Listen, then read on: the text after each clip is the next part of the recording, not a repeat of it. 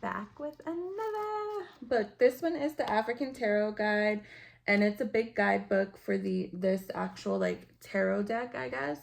And I don't have the deck, but I just really wanted to read the book based off of what it said it was about, and like it was going to give information about like African gods and goddesses and stuff like that within the tarot and stuff like that. So I thought that was really interesting. The book was a pretty easy read. It's a big book, and then the font for the most part is pretty big. It like fills the page and stuff, but you know, it's not like that bad, so for this part or like the major arcanas, and then when it's the minor, it's just black and white, kind of plain.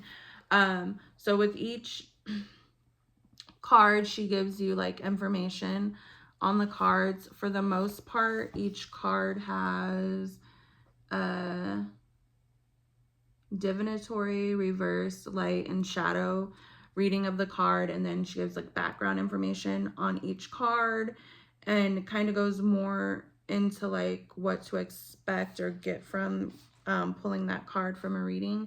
And then she'll give information on a god or goddess, and some of them have quotes. And then towards the end, she started giving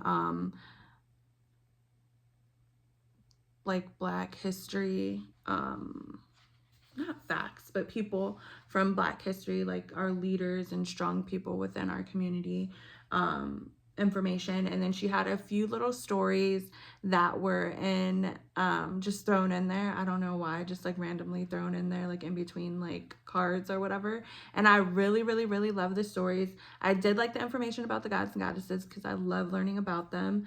And then of course the information about different African American people, but I do study a lot on that as well. So that wasn't the biggest like for me, but I did really love the stories. And then as far as like the tarot guide, I thought it was okay.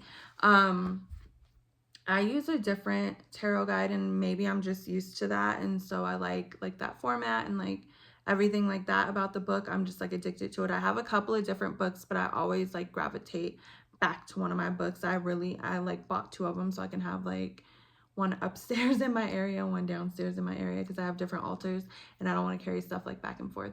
But I really do love that book, and this one is just like a good like assistant book if I want to get a little bit like a different spin on it. I did enjoy reading it. I did enjoy like some of the things that she says, but I know that this is just not going to be like a go-to type book for me. Just more of like a every now and then I'll like, you know, go back to it to see different things, but it's not gonna be my go-to. I know the other book that I have is my go-to, but nonetheless, it was a pretty good book. I